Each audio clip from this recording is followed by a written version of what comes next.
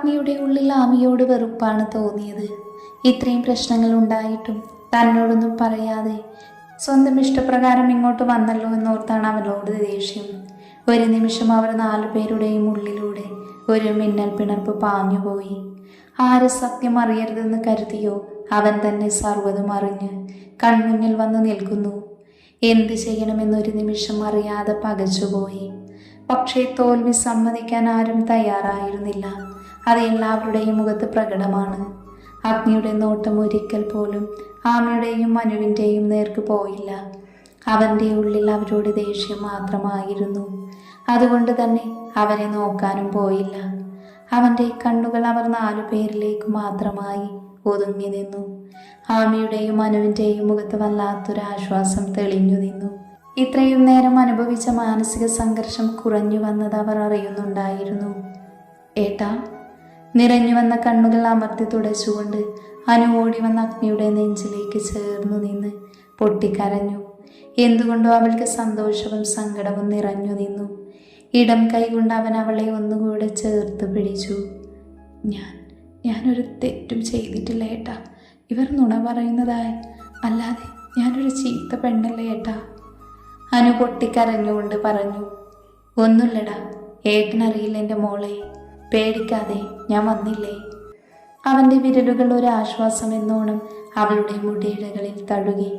അഗ്നിയുടെ നോട്ടം ആമിയുടെ നേർക്ക് നീണ്ടു. ഒന്നും പകച്ചുപോയെങ്കിലും നോട്ടത്തിൻ്റെ അർത്ഥം മനസ്സിലായെന്നോണം അവൾ വന്ന അനുവിനെ അവനിൽ നിന്ന് അകറ്റി മാറ്റി നിർത്തി. എന്താണ് പ്രിയപ്പെട്ട മാമേ, അങ്ങയുടെ അടുത്തിനി അമ്പുകളൊന്നും ബാക്കിയില്ലേ എനിക്ക് നേരെ എടുത്ത് പ്രയോഗിക്കാൻ? ഇത്രയും ദിവസത്തെ മുന്നൊരുക്കങ്ങൾ പാളിപ്പോയതിൻ്റെ ദേഷ്യം അയാളുടെ മുഖത്ത് വ്യക്തമായിരുന്നു. നിങ്ങളെന്താ കരുതിയത്? ഞാൻ വെറും ഉണ്ണാക്കനാണെന്നോ? അഗ്നി ദേഷ്യത്തിൽ അലറി.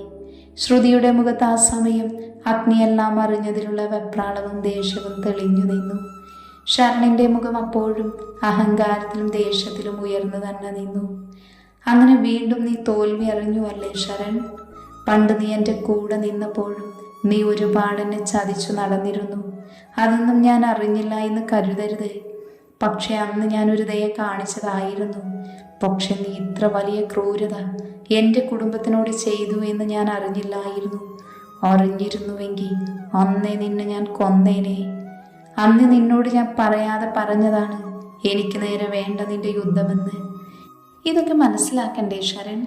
ശത്രുവിൻ്റെ ബലം തിരിച്ചറിഞ്ഞില്ലെങ്കിൽ ഇതാ ഇതുപോലെ നിൽക്കേണ്ടി വരില്ലേ തോൽവിയെ മുഖാമുഖം കണ്ടുകൊണ്ട്. ഡോ! അതിയായ ദേഷ്യത്തോട് അഗ്നിയുടെ നേർക്ക് ശരൺ അലറി. ഹേയ് വെയിറ്റ്, തീർന്നില്ല, ഇനി നിന്നോട്. അഗ്നി 2 ചുവട് മുന്നോട്ട് വെച്ച് ശ്രുതിക്ക് മുൻപിലായി വന്നു നിന്നു. നീ എന്താ പറഞ്ഞത്? നിനക്ക് എൻ്റെ കൂടെ ജീവിക്കണമെന്നോ? അതും ഇവളെ എന്നിൽ നിന്ന് പറിച്ചു മാറ്റിക്കൊണ്ട്? അവൻ ആമയെ ചൂണ്ടി ചോദിച്ചു. അതിന് അഗ്നിദേവ് മരിച്ച് മണ്ണടിയണം. നേടിയെടുത്തത് തന്നെയാ ഞാൻ ഇവളെ. മറ്റൊരുത്തിനും സ്വന്തമാക്കാതെ, ആർക്കും വിട്ടുകൊടുക്കാതെ ഓർമ്മ വെച്ച നാൾ മുതൽ മനസ്സിൽ കൊണ്ടു നടന്നതാ ഇവളെ ഞാൻ. എന്നിലേക്ക് തന്നെ ഞാൻ ചേർത്തു വെച്ചതാ എൻ്റെ പെണ്ണിനെ. അങ്ങനെയുള്ളവളെ എന്നിൽ നിന്ന് അകറ്റി മാറ്റാൻ അതിമോഹവുമായി നീ മുന്നിട്ടിറങ്ങുമ്പോൾ അതിൻ്റെ ഭവിഷ്യത്തുകൾ കൂടി ആലോചിക്കണ്ടേ? നിറഞ്ഞ സന്തോഷത്തിലും ആത്മസംതൃപ്തിയിലും ആമിയുടെ കണ്ണുകൾ നിറഞ്ഞു. വിച്ചുവിൻ്റെ ചുണ്ടിലും ഒരു പുഞ്ചിരി തെളിഞ്ഞു നിന്നു. നീ കൂടുതൽ അഹങ്കരിക്കാതെടാ ചെക്ക. എൻ്റെ മോൾ ആഗ്രഹിച്ചതൊക്കെ നേടിക്കൊടുത്തിട്ടേ ഉള്ളൂ ഈ രവി. അതിന് നിന്നെയാണെങ്കിലും ഞാൻ കൊടുക്കും. അതിന് താനെ ഒന്നുകൂടെ ചത്തു ജനിക്കേണ്ടി വന്നാലും കാര്യമില്ലല്ലോ കാരണവരെ. വിച്ചൊരു പുച്ഛത്തോടെ പറഞ്ഞു. അതെ കാലൻ മാമ, വെറുതെ എന്തിനാ വയസ്സാം കാലത്ത് പണി വാങ്ങി കൂട്ടുന്നേ? ശിവയുടെ മുഖത്തും തെളിഞ്ഞു നിന്നത് പുച്ഛമായിരുന്നു. പലതും കൊണ്ടും കൊടുത്തും വെട്ടിമാറ്റിയും തന്നെയാ രവി നീ നിലയിലെത്തിയത്. അതിലെൻ്റെ മനസ്സിൽ നിന്റെ സ്വത്തും നിന്റെ തന്ത വരെ ഉൾപ്പെടും. അതുകൊണ്ട് എന്നോട് നിന്റെ അഭ്യാസം വേണ്ട ചക്ക. ഇല്ലാണ്ടാക്കി കളയും നിന്നെ ഞാൻ. അഗ്നിയുടെ ചുണ്ടിൽ ഒരു ചിരി വിരിഞ്ഞു. പതിയെ അതൊരു പൊട്ടിച്ചിരിയായി. ഒന്നും അറിയാതെയാണ് ഞാൻ കളിക്കാൻ ഇറങ്ങിയതെന്ന് കരുതിയോ നിങ്ങൾ? എല്ലാം മറഞ്ഞു വെച്ചുകൊണ്ട് തന്നെയാ ഈ കളിക്ക് അഗ്നിദേവ് മുന്നിട്ടിറങ്ങിയത്. നിന്റെയൊക്കെ നാശം തുടങ്ങിയത് നീയൊന്നും അറിയാതെ പോയി. ചിരിയോടവൻ പറഞ്ഞ് അവസാനിപ്പിക്കുമ്പോഴും എതിരാളികളിൽ പകയും ദേഷ്യവും ഒരുപോലെ ആളിക്കത്തി. ഭദ്ര, വിടരുത്, ഇവരെ തല്ലിക്കൊല്ലടാ, രവി അലറി.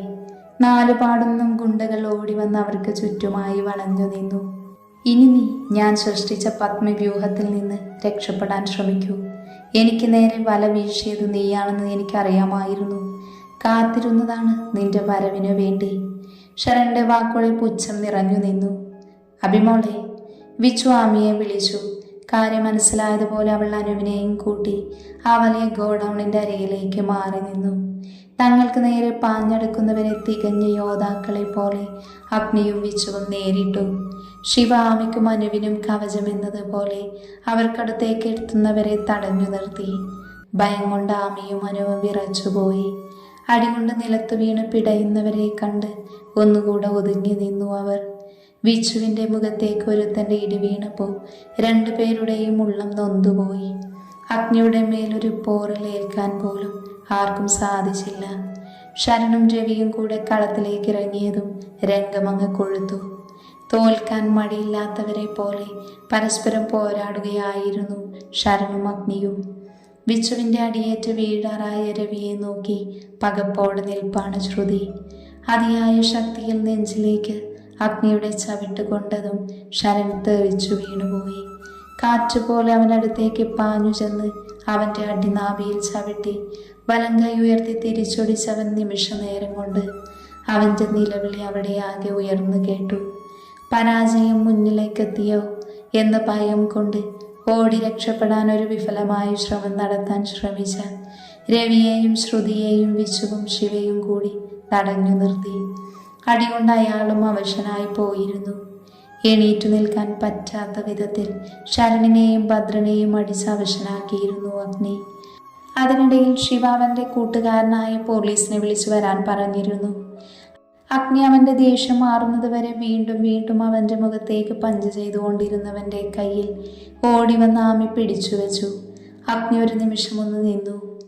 ദേവേട്ട, വേണ്ട, അയാൾ ചത്തുപോകും, വേണ്ട പ്ലീസ്. പേടി കൊണ്ട് അവൾ കരഞ്ഞു പോയിരുന്നു. അഗ്നി ഒന്നും മിണ്ടിയില്ല. കണ്ണുകൾ ഉയർത്തി അവളെ ഒന്ന് നോക്കി. ഭയന്നു പോയി അവൾ അവൻ്റെ ആ നോട്ടത്തിൽ. അവൾ കത്തിപ്പോകുമോ എന്ന് വരെ ഭയന്നു. അത്രയും തീക്ഷ്ണമായ നോട്ടമായിരുന്നു. അവൻ്റെ കയ്യിൽ പിടിച്ച് അവളുടെ കൈകൾ പതിയെ താഴ്ന്നു. അത്രയും തീക്ഷ്ണമായ നോട്ടം അവൾക്ക് താങ്ങാൻ കഴിഞ്ഞില്ല എന്നതാണ് സത്യം. അവനെ നോക്കാൻ പോലും ആകാതെ അവൾ തലകുനിച്ചു.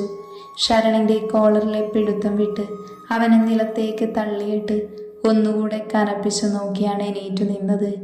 വലം കാലുകൊണ്ട് ബലത്തിൽ വയറിനിട്ടൊരു പഞ്ചു കൊടുത്തു.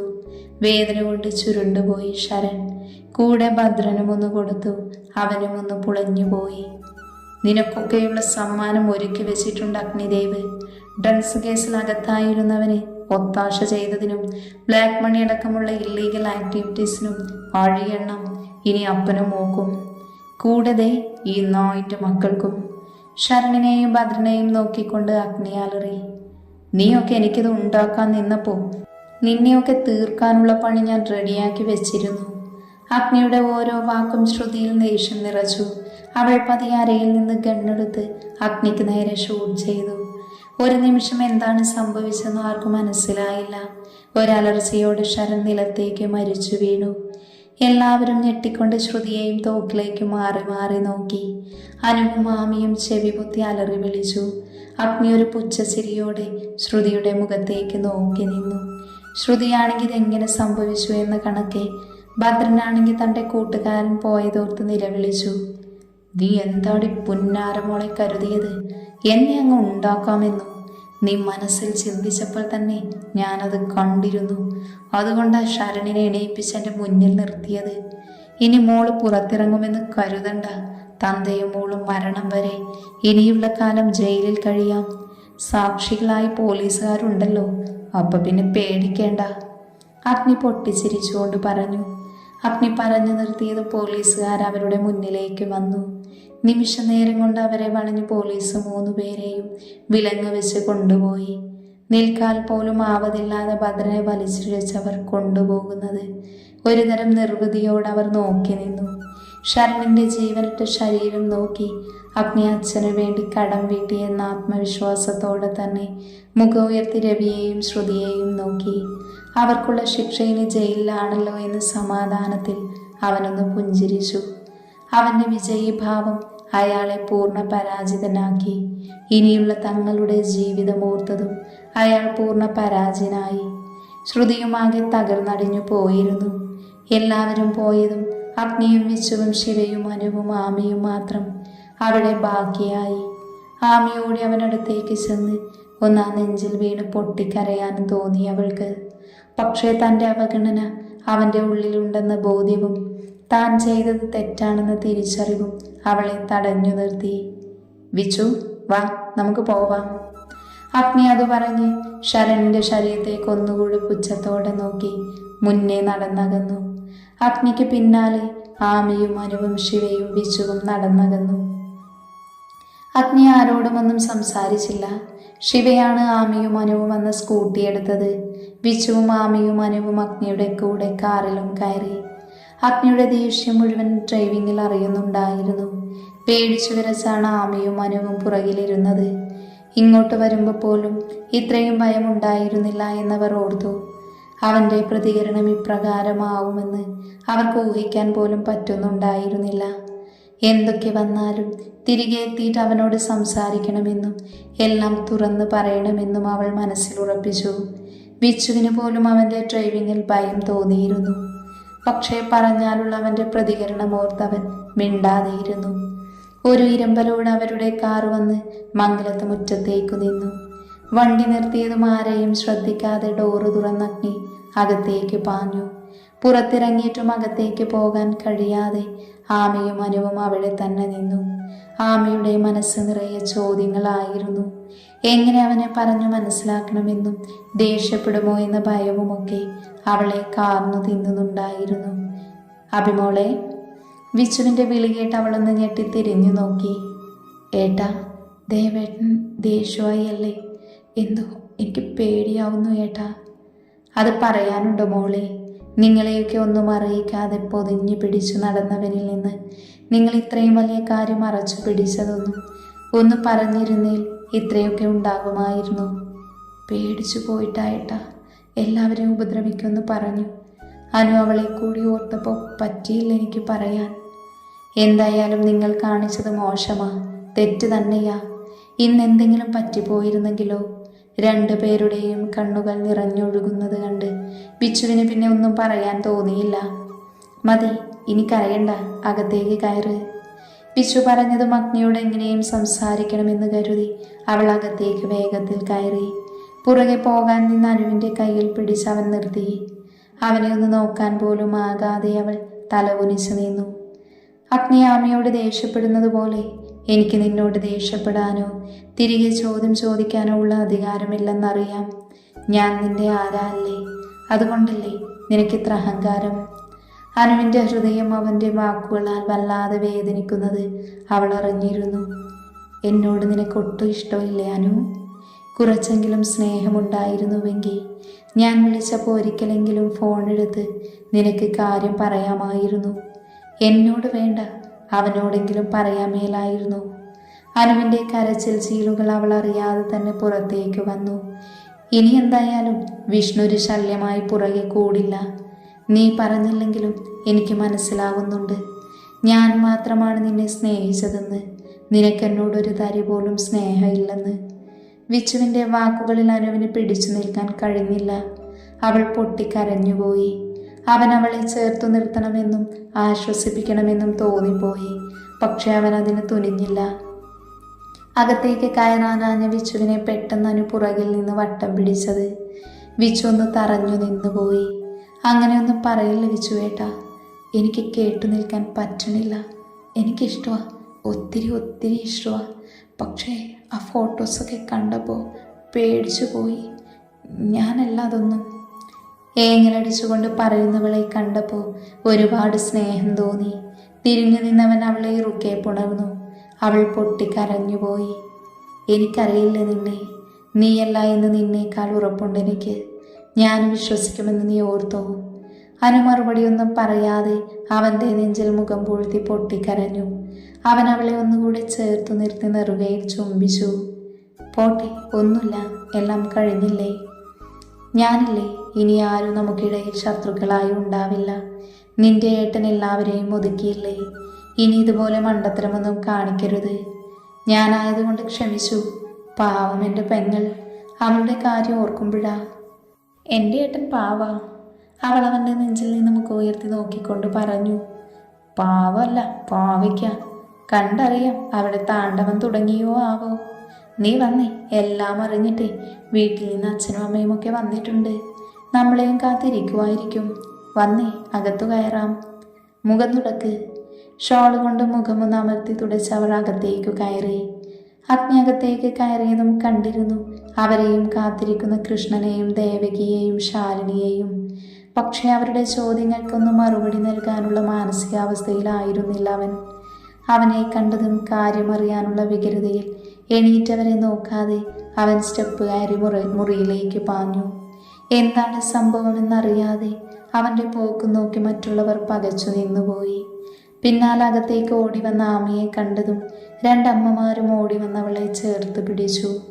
മോളെ, കുഴപ്പമൊന്നുമില്ലല്ലോ അല്ലേ? അനു എവിടെ? നിങ്ങൾക്ക് രണ്ടാൾക്കും കുഴപ്പമൊന്നുമില്ലല്ലോ? ആദിയോടെ ചോദിക്കുന്ന അമ്മമാർക്ക് അവൾ ഇല്ലെന്ന് മറുപടി നൽകി. തന്നെ നോക്കി നിൽക്കുന്ന അച്ഛനെ കണ്ടതും ഓടിച്ചെന്ന് ആ നെഞ്ചിലേക്ക് വീണ് പൊട്ടിക്കരഞ്ഞുപോയി. ഒന്നുമില്ലടാ, ഒന്നും പറ്റിയില്ലല്ലോ എൻ്റെ കുഞ്ഞുങ്ങൾക്ക്. ദൈവം കാത്തു. അഗ്നിമോൻ ഉണ്ടായതുകൊണ്ട് ഒരാപത്തും വന്നില്ല. അപ്പോഴേക്കും വിച്ചുവും മനുവും അകത്തേക്ക് വന്നിരുന്നു. ദേവിക ഓടി വന്ന് അവളെ ചേർത്ത് പിടിച്ചു. ആ സമയത്ത് തന്നെയാണ് ശിവയും വന്ന് കയറിയത്. ദേവേട്ടൻ? ആമി ശാലിനിയെ നോക്കി ചോദിച്ചു. ദേഷ്യപ്പെട്ട് മുകളിലേക്ക് പോയിട്ടുണ്ട് മോളെ. ഞങ്ങളോടൊന്നും മിണ്ടിയില്ല. ആമി പതിയെ എല്ലാവരെയും ഒന്ന് നോക്കി മുകളിലേക്ക് കയറി. എന്താ മക്കളെ ശരിക്കും സംഭവിച്ചത്? ഒന്ന് പറയുക ആരെങ്കിലും. കൃഷ്ണൻ ചോദിച്ചതും ശിവ പതിയെ കാര്യങ്ങൾ വിവരിച്ചു കൊടുക്കാൻ തുടങ്ങി. മുറിയുടെ വാതിലിന് മുന്നിലെത്തി ഒരു നിമിഷം അകത്തു കയറാൻ ബുദ്ധിമുട്ടിയ ആമി അവിടെ തന്നെ നിന്നുപോയി. എന്തു വന്നാലും അഗ്നിയോട് കാര്യം മുഴുവൻ പറയണമെന്ന് ഉറപ്പിച്ചുകൊണ്ട് അവൾ വാതിൽ തുറന്നു. അകത്തെ കാഴ്ച കണ്ട ഒരു നിമിഷം ആമി അമ്പരന്നു പോയി. സാധനങ്ങളെല്ലാം വലിച്ചു വാരി നിലത്തെറിഞ്ഞിരിക്കുന്നു. കട്ടിൽ തലയ്ക്ക് കൈയും താങ്ങിയിരിപ്പാണ് അഗ്നി. ദേഷ്യം മുഴുവൻ അവനിൽ പ്രകടമായി കാണുന്നുണ്ട്. പതിയെ അവനടുത്തേക്ക് ചെന്ന് തോളിൽ കൈവച്ചതും അവൻ ശക്തിയിൽ ആ കൈ തട്ടിമാറ്റി. അവൻ്റെ നോട്ടത്തിൽ ഒരു നിമിഷം അവൾ ഭയന്ന് പിന്നോട്ട് ചുവടുവെച്ചു. ദേവേട്ട, ഞാൻ... വേണ്ട, കേൾക്കണമെന്നില്ല. ഇന്ന് രാവിലെ വരെ നിനക്ക് പറയാൻ കഴിയാതെ പോയതൊന്നും ഇനിയും എന്നോട് പറയണമെന്നില്ല. പ്ലീസ് ദേവേട്ട, അങ്ങനെയല്ല. ഞാൻ പറയുന്നത് കേൾക്കുമോ? അവന് മുന്നിൽ മുട്ടുകുത്തിയിരുന്ന് അവൾ പറയാൻ തുടങ്ങിയതും അവൻ അവളെ തട്ടിമാറ്റി എണീറ്റു നിന്നു. വേണ്ട, കേൾക്കണ്ടോന്ന് പറഞ്ഞില്ലേ? ഈ മംഗലത്ത് അഗ്നിദേവിനൊരു അഹങ്കാരമുണ്ടായിരുന്നു. ഞാൻ അറിയാത്തതായി ഒന്നും നിന്റെ ജീവിതത്തിൽ ഉണ്ടാവില്ല എന്ന്. പക്ഷേ എന്നോട് പലതും മറച്ചു വെക്കാനും ഒളിച്ചു പിടിക്കാനും നീ തീരുമാനിച്ചപ്പോൾ നഷ്ടമായത് നമുക്കിടയിലെ വിശ്വാസം കൂടെയാ. എന്നെ വിശ്വാസമുണ്ടായിരുന്നുവെങ്കിൽ ഒരു വാക്ക് എന്നോട് നീ പറഞ്ഞേനെ. അതെനിക്ക് മനസ്സിലാക്കി തരുന്നുണ്ട് നിനക്കെൻ്റെ മേലുള്ള വിശ്വാസം. അവൻ്റെ വാക്കുകൾക്ക് മറുപടിയില്ലാതെ അവൾ നിന്നുപോയി. അങ്ങനെയല്ല, ഞാൻ പറയാൻ... വേണ്ട, ന്യായീകരണങ്ങളൊന്നും കേൾക്കണമെന്നില്ല. എന്നെ വിശ്വാസമില്ലാതെ കാളിയാർ മഠത്തിലെ രാജകുമാരി എൻ്റെ കൂടെ ഇനി കഴിയണമെന്നില്ല. നിന്റെ അച്ഛൻ്റെയും അമ്മയുടെയും കൂടെ പോകാം നിനക്ക്. പറഞ്ഞു കഴിഞ്ഞതും വാതിൽ തുറന്നവൻ പുറത്തേക്ക് പോയി. തറഞ്ഞു നിൽക്കുകയായിരുന്നു അവൾ. അവൻ പറഞ്ഞതിൻ്റെ അർത്ഥം ഒരു നടുക്കത്തോടെയാണ് അവൾ മനസ്സിലാക്കിയത്. അവന് പിന്നാലെ താഴേക്ക് ഓടിയിറങ്ങുമ്പോഴും അവൻ വെറുതെ കളിവാക്ക് പറഞ്ഞതാവണേന്ന് അവൾ കൊതിച്ചുപോയി. മോനെ. അഗ്നി താഴേക്കിറങ്ങി വന്നതും അവനോട് സംസാരിക്കാൻ എന്നോണം കൃഷ്ണൻ എണീറ്റു വന്നു. അറിയാമായിരുന്നു അവർ ക്രൂരന്മാരായിരുന്നു എന്ന്. പക്ഷേ പഴയ പകയൊക്കെ എപ്പോഴും ഉള്ളിലിട്ട് നടന്ന് എൻ്റെ മക്കളെ നോവിക്കാൻ നോക്കുമെന്ന് ഓർത്തില്ല. അത് സാരമില്ല അമ്മാവ, അവർക്കുള്ളത് ഞങ്ങൾ കൊടുത്തിട്ടുണ്ട്. ഇനി അവർ ആരും പുറലോകം കാണില്ല. എൻ്റെ അച്ഛനെ ഇല്ലാതാക്കിയവന് ഈ ഭൂമിയിൽ നിന്ന് തന്നെ പറഞ്ഞു വിട്ടിട്ടുണ്ട്. അത് കേട്ട് ശാലിനി പൊട്ടിക്കരഞ്ഞു, തൻ്റെ ഭർത്താവിൻ്റെ വിയോഗമോർത്ത്. ഇനി ശ്രുതിയും മാമനും ഭദ്രനും അവിടെ തന്നെ കഴിയേണ്ടി വരും. ഞങ്ങളുടെ മുമ്പിൽ നിന്ന് തന്നെയാണ് അവനെ വിലങ്ങു വെച്ചത്. തടയാനോ തടക്കുവാനോ പോയില്ല. അർഹിക്കുന്നത് തന്നെ അവർക്ക്. അനുഭവിക്കട്ടെ ഇനിയുള്ള കാലം മുഴുവൻ അഴിക്കുള്ളിൽ. എൻ്റെ അച്ഛൻ്റെ ആത്മാവിന് അങ്ങനെയെങ്കിലും സമാധാനം കിട്ടട്ടെ. അഗ്നി പറഞ്ഞു നിർത്തുമ്പോൾ ശാലിനി വിതുമ്പിപ്പോയിരുന്നു. ദേവിക അവരെ ചേർത്ത് പിടിച്ച് സമാധാനിപ്പിച്ചു. താഴേക്കിറങ്ങി വന്ന ആമി കേൾക്കുന്നത് അഗ്നിയുടെ ഓരോ വാക്കുകളുമായിരുന്നു. എന്തായാലും വരാനുള്ളതൊക്കെ വന്നു. രവിയും ശ്രുതിയും ഇങ്ങനെ ഒരു ചതി ചെയ്യുമെന്ന് ഓർത്തില്ല. എല്ലാം നന്നായി തീർന്നല്ലോ. എൻ്റെ മക്കൾക്കൊന്നും ഭഗവാൻ ഒരു ആപത്തും വരുത്തിയില്ലല്ലോ, അത് തന്നെ ഭാഗ്യം. ശാലിനി നെഞ്ചിൽ കൈവച്ച് ഭഗവാനോട് നന്ദി പറഞ്ഞു. അതെ, ഇനി സമാധാനത്തോടെ ജീവിക്കാമല്ലോ. ഇത്രയും നേരം നെഞ്ചിൽ തീയായിരുന്നു. ദേവികയും ആശ്വാസത്തോടെ പറഞ്ഞു. ആമി അപ്പോഴും അവനെ തന്നെ ഉറ്റുനോക്കി നിൽക്കുമായിരുന്നു. എന്താകും അവൻ്റെ ഇനി തന്നോടുള്ള പ്രതികരണമെന്നറിയാതെ അവൾക്കാകെ ഭയം തോന്നി തുടങ്ങിയിരുന്നു. മുറിയിൽ വെച്ച് വെറുതെ പറഞ്ഞതാവണേ എന്നവൾ ഉള്ളിൻ്റെ ഉള്ളിൽ പ്രാർത്ഥിച്ചുപോയി. അവനില്ലാതെ ഒരു നിമിഷം പോലും അവളെ കൊണ്ട് ചിന്തിക്കാനാകുന്നില്ലായിരുന്നു. എന്തായാലും എല്ലാം കലങ്ങി തെളിഞ്ഞില്ലേ, ഞങ്ങളെന്നാ ഇറങ്ങുകയാ. പതിയെ മുന്നോട്ട് നടക്കാനാഞ്ഞ കൃഷ്ണനെ അഗ്നി പുറകിൽ നിന്ന് വിളിച്ചു. അമ്മാവ, ഒരു നിമിഷം. പോകുമ്പോൾ അഭിരാമിയെയും കൂട്ടിക്കൊണ്ടു പോകണം.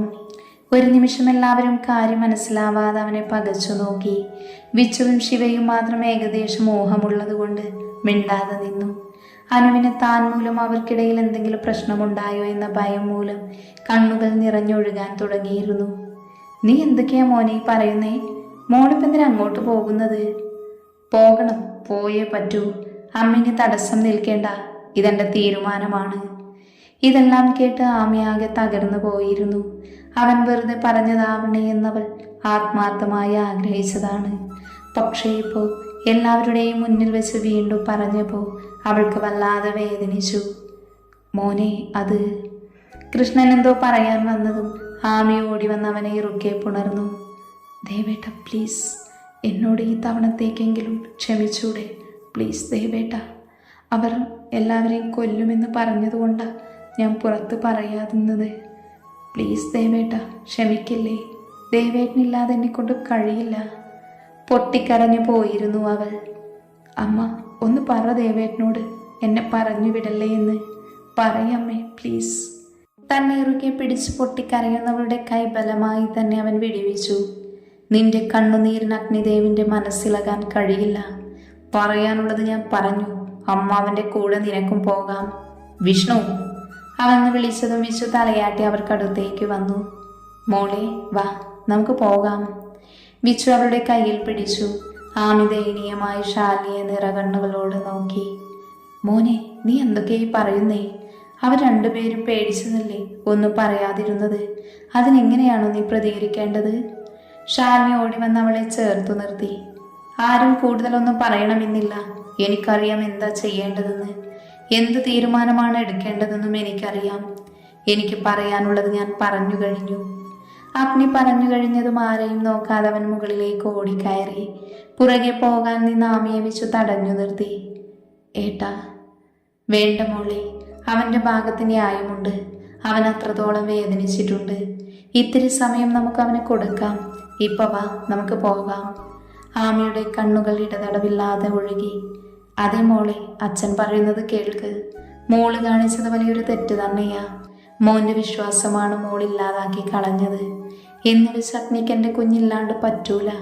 അതച്ഛൻ ഉറപ്പാ. മോള് വാ, 2 ദിവസം കൊണ്ട് അവൻ്റെ പരിഭവമൊക്കെ മാറും. അച്ഛൻ പറഞ്ഞു നിർത്തിയതും ശാലിനി ഓടി വന്നവളെ ചേർത്ത് പിടിച്ചു. അമ്മേ, ഞാൻ വേണമെന്ന് വെച്ചല്ല. വേണ്ടടാ, അമ്മയ്ക്കറിയാം അമ്മയുടെ കുഞ്ഞിനെ. ഒന്നുമില്ല, എൻ്റെ മോള് കരയല്ലേ. അവൻ ദേഷ്യം കൊണ്ട് വിളിച്ചു പറയുന്നതാ ഓരോന്ന്. എൻ്റെ കുഞ്ഞില്ലാതെ അവന് പറ്റൂല എന്ന് എല്ലാവർക്കും അറിയാം. നാളെ തന്നെ അവൻ വന്ന് കൂട്ടിക്കോളും. പേടിക്കേണ്ട, അമ്മയല്ലേ പറയുന്നത്. ശാലിനി പറഞ്ഞതും അവരുടെ നെഞ്ചിലേക്ക് വീണവൾ പൊട്ടിക്കരഞ്ഞു. അഭിയേച്ചി, സോറി, എനിക്ക് വേണ്ടിയല്ല ചേച്ചി. ഇല്ലടാ അനു, അങ്ങനെയൊന്നുമില്ല, നമ്മൾക്ക് വേണ്ടിയാണ്. അവരെ ചേർന്ന് കരഞ്ഞ അനുവിനെ കൂടി ആമി ചേർത്ത് പിടിച്ചു. വാ മോളെ. വിച്ചു പതിയെ അവളെ അവരിൽ നിന്ന് അടർത്തി മാറ്റി. യാത്ര പറഞ്ഞു കൃഷ്ണൻ ഇറങ്ങിയിട്ടും വളരെ പണിപ്പെട്ടാണ് അവളെ വിച്ചു വണ്ടിയിൽ കയറ്റിയത്. തിരിഞ്ഞു നോക്കി നടന്നു പോകുന്നവരെ നോക്കി ശാലിനിയും അനുവും കരഞ്ഞു പോയിരുന്നു. ഒരിക്കൽ കൂടി അഗ്നിയൊന്ന് കാണാൻ അവൾ ചുറ്റും കണ്ണോടിച്ചു. മുകളിലത്തെ നിലയിലെ തങ്ങളുടെ മുറിയിലേക്കും ബാൽക്കണിയിലേക്കും അവളുടെ നോട്ടം പാഞ്ഞു. പക്ഷെ നിരാശ മാത്രമായിരുന്നു ഫലം. വീണു പോവാൻ തുടങ്ങി അവളെ ചേർത്ത് പിടിച്ച് വെച്ചു വണ്ടിയിലേക്ക് കയറ്റി. കണ്ണുകൊണ്ട് അനുവിനോട് യാത്ര പറഞ്ഞവൻ വണ്ടിയെടുത്തു. അവരുടെ വാഹനം മംഗലത്ത് ഗേറ്റ് കടന്നു പോകുന്നത് ജനൽപ്പാളികൾക്കിടയിലൂടെ നോക്കി നിന്നവൻ്റെ കണ്ണിലും നീർത്തിളക്കമായിരുന്നു. കണ്ണുകൾ മുകളിൽ കൈവച്ച് മലർന്നു കിടക്കുകയാണ് അഗ്നി. അവളില്ലായ്മ വല്ലാതെ നോവുന്നുണ്ട്. പക്ഷേ ഇപ്പോൾ ഈ അകൽച്ച അനിവാര്യമാണെന്ന് അവന് തോന്നി. ഉള്ളു നിറയെ ആ ഒരുവളോടുള്ള പരിഭവമാണ്, പിണക്കമാണ്. അതിനൊക്കെ അപ്പുറം അതിയായ പ്രണയമാണ്, പ്രാണനാണ്. അറിഞ്ഞിരുന്നു എല്ലാം. അവളുടെ ചിന്ത മുതൽ ഹൃദയമിടിപ്പിൻ്റെ താളം വരെ മനപ്പാടമായി എന്നോട് അവൾ ഇത് ഒളിച്ചു വെച്ചത് മറക്കാനാവുന്നില്ല, പൊറുക്കാനാവുന്നില്ല, എന്നെക്കൊണ്ട് സഹിക്കാൻ കഴിയുന്നില്ല. അവളെല്ലാം തുറന്നു പറയുമെന്ന് തന്നെ ഞാൻ വിശ്വസിച്ചു. തനിയെ പോയി എന്തെങ്കിലും സംഭവിച്ചിരുന്നുവെങ്കിൽ ഇല്ല, അതിനുള്ള അവസരം ഉണ്ടാകില്ല. എന്നാലും അവൻ പതിയെ കട്ടിൽ എണീറ്റിരുന്നു. ആകെ കൂടെ ഭ്രാന്താകുന്നു. താഴേക്ക് ചെന്ന് അമ്മയുടെ വക ചോദ്യങ്ങൾ ഉണ്ടാകും. ആ മുറിയിൽ അവളില്ലാതെ കഴിയാതെ വന്നതും അവൻ റൂം തുറന്ന് വേഗത്തിൽ താഴേക്കിറങ്ങി. താഴേക്ക് അവൻ വരുന്നത് കണ്ടതും അവനോട് സംസാരിക്കാനായി അനു അടുത്തേക്ക് വന്നെങ്കിലും അവളെ ശ്രദ്ധിക്കാത്ത മട്ടിൽ അവൻ പുറത്തേക്കിറങ്ങി കാറും എടുത്തു പോയി. മോളെ. അവൻ പോയതും നോക്കി നിന്ന് അനുവിനെ അമ്മ തട്ടി വിളിച്ചു. നിറഞ്ഞ കണ്ണുകളുമായി അവൾ അവരെ ഇറുക്കെ പുണർന്നു.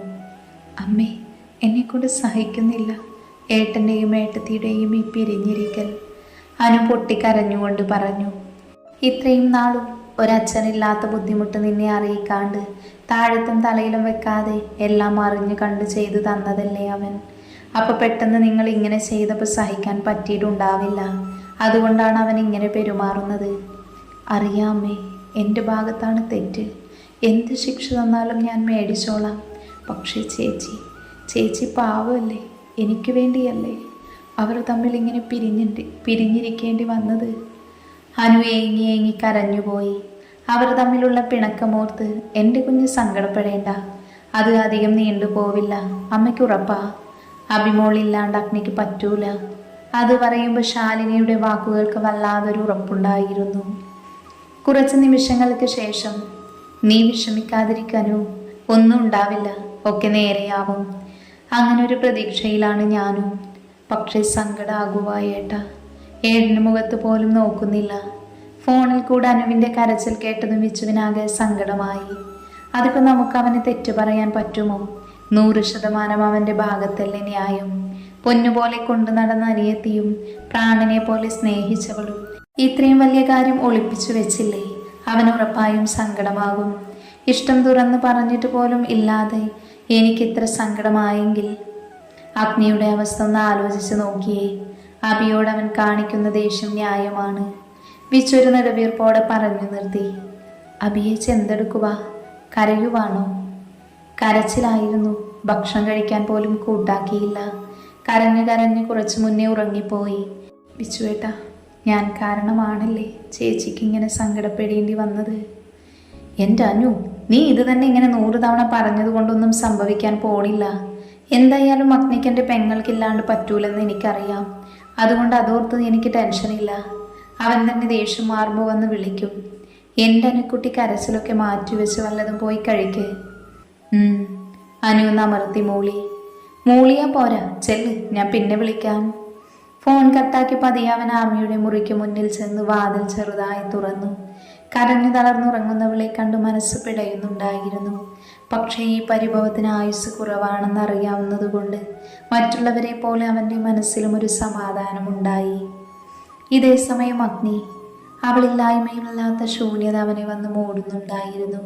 ഭക്ഷണം പോലും കഴിക്കാതെ വന്നപടി മുറിയിൽ കയറി വാതിലടച്ചതാണ്. അഗ്നി അവനാകെ തളർന്നു പോയിരുന്നു.